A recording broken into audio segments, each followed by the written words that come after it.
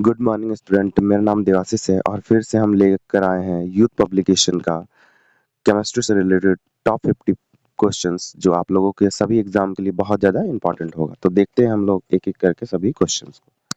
First question है cathode किरण पहली बार किसके द्वारा प्रयोग किया गया था? तो ये हो जाएगा आपका आंसर, ये हो जाएगा जे थॉमसन।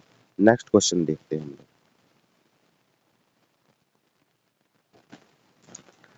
नेक्स्ट क्वेश्चन आपके स्क्रीन पे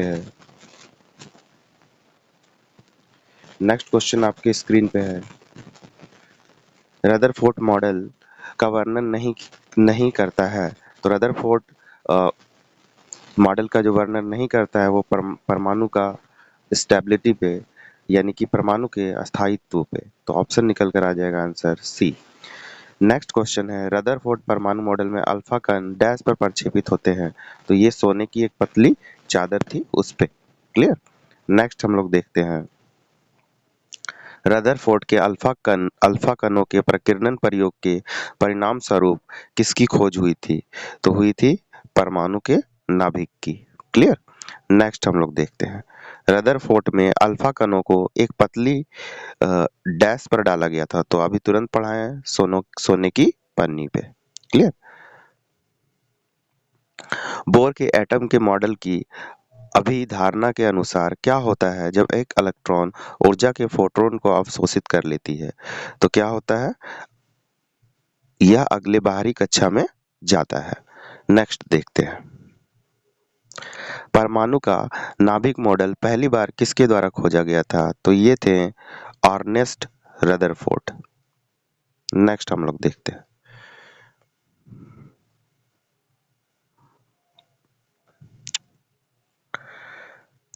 नेक्स्ट है इनमें से किसे नाभिकीय भौतिकी फिजिक्स का जनक माना जाता है? तो इसका हो जाएगा रदरफोर्ड।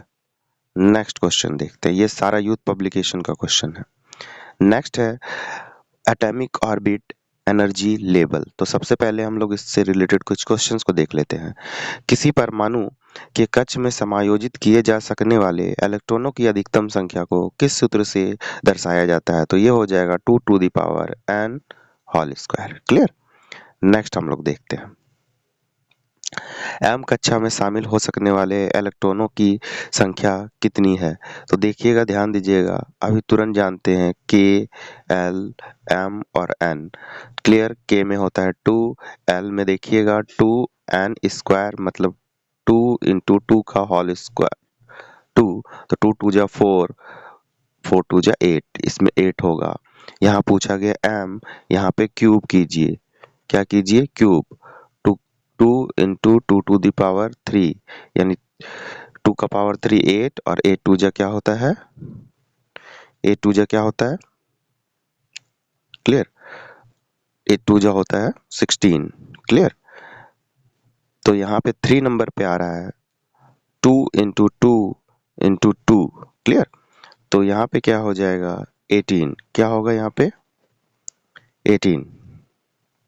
देखिए यहाँ पे 3 क्या था? n। तो 3 का पावर स्क्वायर क्या हो जाएगा यहाँ पे? 18। नेक्स्ट हम लोग देखते हैं एम सेल में समायोजित किए जा सकने वाले इलेक्ट्रॉनों की संख्या क्या होगी? तो इलेक्ट्रॉनों की संख्या क्या होगी? इलेक्ट्रॉनों की संख्या 18 होगी। अभी तुरंत पढ़े। नेक्स्ट क्वेश्चन एन कोश में समायोजित किए जाने वाले इलेक्ट्रॉनों की संख्या क्या होगी? तो ध्यान दीजिएगा के, एल, एम, एन। तो एन हो गया मेरा कितना? 4 प्लेस पे। तो यहाँ पे लिखेंगे 2 इंटू 4 का पावर स्क्वायर। तो 4 का स्क्वायर 16 और 16 इंटू 2, 16 इंटू 2 क्या हो जाएगा? 16 सॉरी 16 इंटू 2 क्या होगा? 32। तो जो आंसर निकल कर आ जाएगा यहाँ पे 32। क्लियर। जो आंसर निकल कर आ जाएगा 32। नेक्स्ट क्वेश्चन की तरफ मूव करते हैं।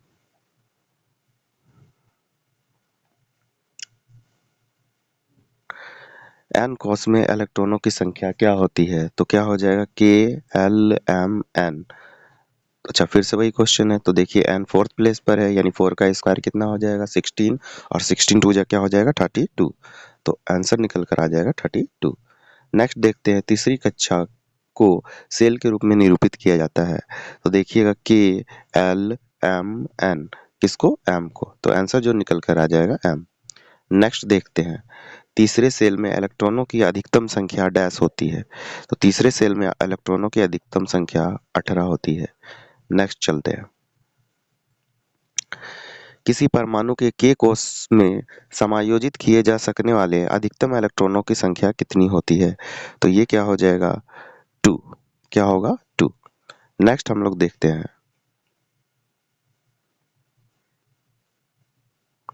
नेक्स्ट क्वेश्चन है एम सेल में इलेक्ट्रॉनों की संख्या कितनी है? तो के एल एम, देखिए 3 है, 3 का स्क्वायर कितना हो जाएगा? 9, एंड 9 2 जा क्या हो जाएगा? 18, तो आंसर निकल कर आ जाएगा 18। नेक्स्ट हम लोग देखते हैं, किसी परमाणु के m कोष में समायोजित किए जा सकने वाले अधिकतम इलेक्ट्रॉनों की संख्या कितनी होती है? तो इसका हो जाएगा, फिर से अगेन वही क्वेश्चन आ गया है, m में d होता है, सॉरी 18 होता है। नेक्स्ट देखते हैं, L कक्षा में रखे जा सकने वाले इलेक्ट्रॉनों की संख्या कितनी होती है L कक्षा में? तो L होगा के एल, देखिए L सेकेंड है, तो 2 का होल स्क्वायर इंटू 2 यानी 4, 4 2 जा 8। क्लियर। नेक्स्ट हम लोग देखते हैं, एक तत्व की परमाणु संख्या 13 है, तो इस तत्व में कितने सेल होंगे? तो देखिएगा यहाँ पे 13, इसमें सेल कितने होंगे? तो सबसे पहले इसको हम लोग क्या करते हैं, इलेक्ट्रॉनिक कॉन्फ़िगरेशन कर लेते हैं। तो 2 हो गया, 8 हो गया, 10, और इसमें बचा 3 लास्ट में, तो टोटल कितना हो गया? 1 सेल, 2 सेल, 3 सेल, तो क्या हो जाएगा? 3 सेल। नेक्स्ट हम लोग देखते हैं, ऊर्जा के चतुर्थ स्तंभ में समायोजित किए जा सकने वाले इलेक्ट्रॉनों की अधिकतम संख्या कितनी है? तो इसका हो जाएगा 32। नेक्स्ट क्वेश्चन देखते हैं, किसी एक सेल में समायोजित किए जा सकने वाले इलेक्ट्रॉनों की अधिकतम संख्या किस सूत्र पर निर्भर करती है? तो हो जाएगा 2 to the power, sorry 2 into n to the power n। Next देखते हैं,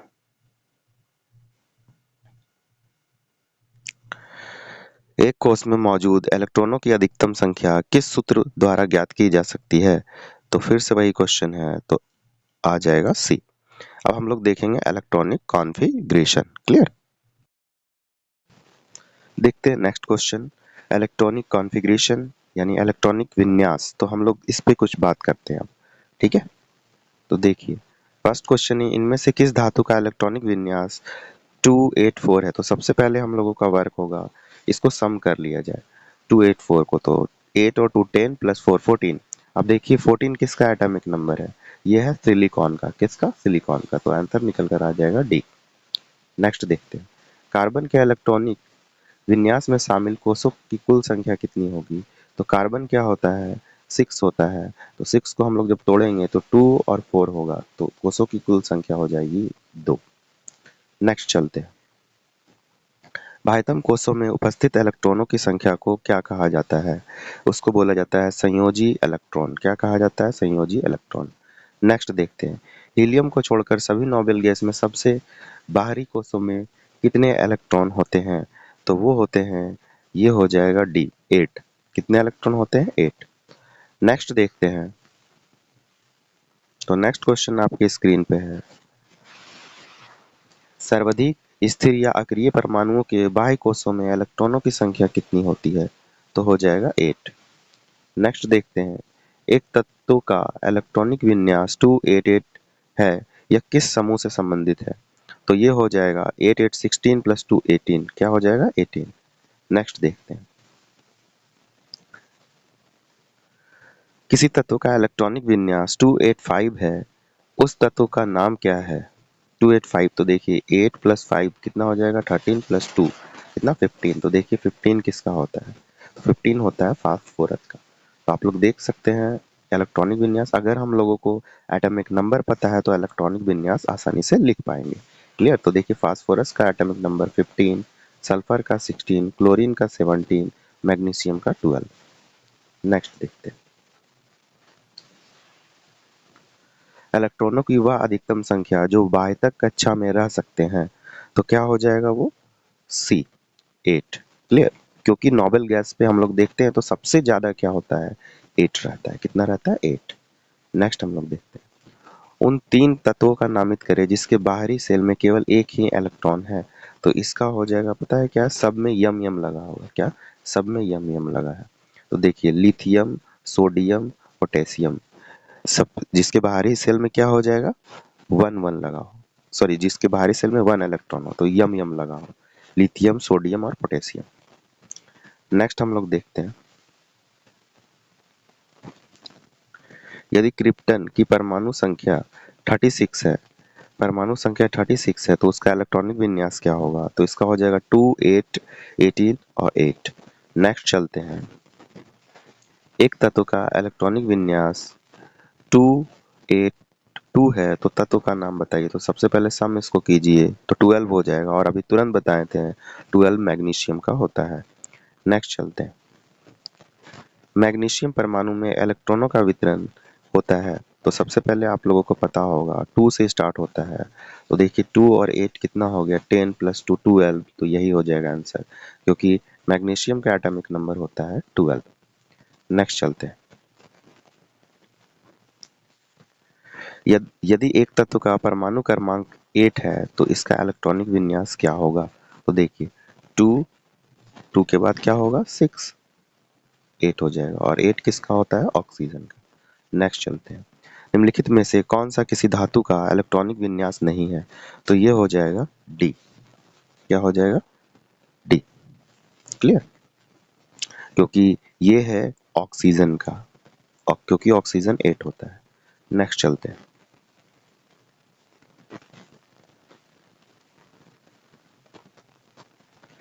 नेक्स्ट क्वेश्चन है, जिस परमाणु की बाह्य कक्षा में इलेक्ट्रॉनों की संख्या पूर्ण होती है उसकी संयोजकता होती है, उसकी संयोजकता होती है, ये क्या हो जाएगा, जीरो वैलेंसी यानी शून्य।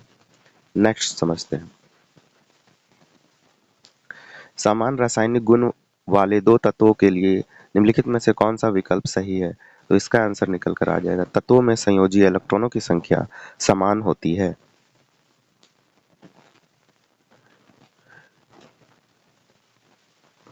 किस तत्व में इसके बाह्यतम कोशों में 2 इलेक्ट्रॉन होते हैं। तो इसका हो जाएगा option number C, calcium. Next देखते हैं, डैश में बाह्यतम कक्षा में पूरी तरह भरी होती है। तो ये हो जाएगा, देखिए ये बाहरी कक्षा जब भी हो जाएगा तो देखिए ध्यान दीजिएगा, इसका जेनॉन हो जाएगा। देखिए जो अ, अक्रिय गैस है उसका सब का क्या हो जाएगा, पूरी तरह इलेक्ट्रॉन बाहरी कक्षा में भरी होती है। जैसे हो जाएगा क्या क्या, जैसे हो जाएगा radon, helium, argon, krypton, xenon. ठीक है, इस तरह से सारा जो भी अक्रिय गैस है सब कुछ होगा, जिसका सब कुछ बाहरी कक्षा में पूरा फिलिंग रहता है इलेक्ट्रॉन बराबर। नेक्स्ट हम लोग देखते हैं, नेक्स्ट क्वेश्चन है, पहले आवर्त में दोनों तत्वों के संयोजी इलेक्ट्रॉन होते हैं। तो क्या हो जाएगा इसका, के कोष में। ठीक है, के कोष में 2 इलेक्ट्रॉन होते हैं। नेक्स्ट समझते हैं, परमाणु क्रमांक 17 वाले एक तत्व नीचे दिए गए किस परमाणु क्रमांक के तत्व के समान समान रखेगा। तो ये हो जाएगा D35। क्लियर, क्योंकि दोनों क्या है, दोनों हैलोजन ग्रुप का ही है। क्लियर, नेक्स्ट समझते हैं, डैश के बाह्यतम कोश में 1 से 3 इलेक्ट्रॉन होते हैं। तो क्या हो जाएगा, धातु। धातु का जो बाह्यतम कक्षा है उसमें 1 होगा या तो 3 होगा, 1 से 3। नेक्स्ट समझते हैं, सबसे बाहरी ऑर्बिट में डैश इलेक्ट्रॉन की संख्या समान होती है। तो इसका हो जाएगा बी। क्लियर, आर्सेनिक और बिस्मिथ, ये पता है ये बहुत ही ज्यादा पॉइजन है।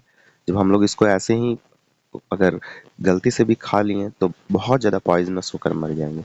नेक्स्ट समझते हैं, डैश तत्व में बाहरी सेल में 8 इलेक्ट्रॉनों के साथ 3 कक्षाएं होती है।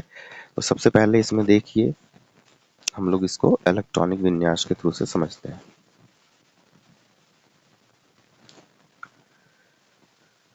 तो यहाँ पे देखिए क्या हो जाएगा, यहाँ हो जाएगा 288 यानी कि आर्गन का, क्या चीज, आर्गन का। तो देखिए यहाँ पे क्या है, 8 बाहरी कक्षा में, तीसरे कक्षा में।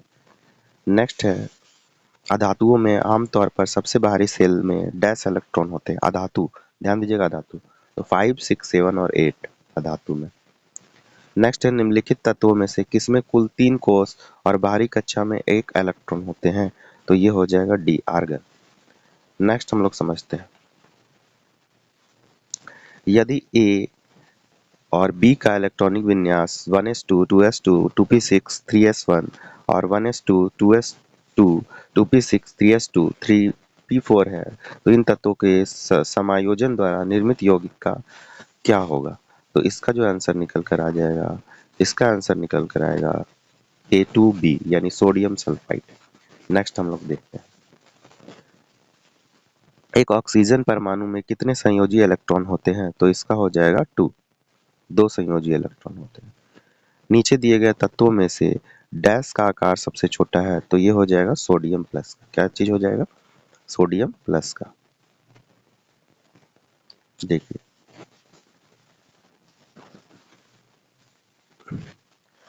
सोडियम प्लस जो है वो सबसे छोटा होगा, सॉरी सबसे बड़ा होगा, फिर उसके बाद मैग्नीशियम होगा, फिर उसके बाद क्या होगा? एल्युमिनियम होगा +3, क्योंकि सोडियम देखिए यहाँ पे 1 है, तो यहाँ पे हो जाएगा Al3+। क्यों 3+? क्योंकि ये क्या कर रहा है, ये दूसरे को 3 दे दे रहा है, इसीलिए सबसे छोटा है।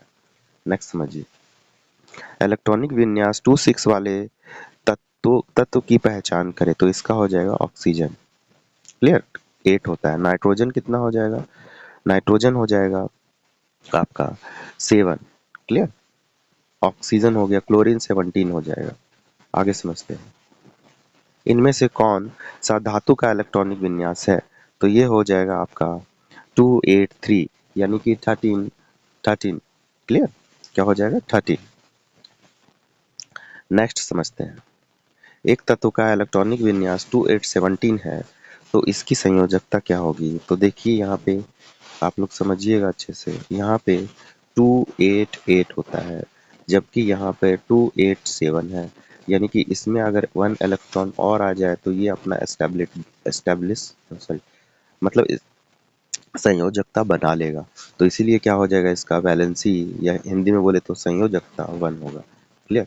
तो आज के लिए इतना ही। मेरा टॉप 50 क्वेश्चंस खत्म हुआ। नेक्स्ट टॉप 50 क्वेश्चंस कल मिलेगा। जरूर मेरे चैनल को लाइक शेयर और सब्सक्राइब करें। आज के लिए इतना ही। धन्यवाद। Thank you.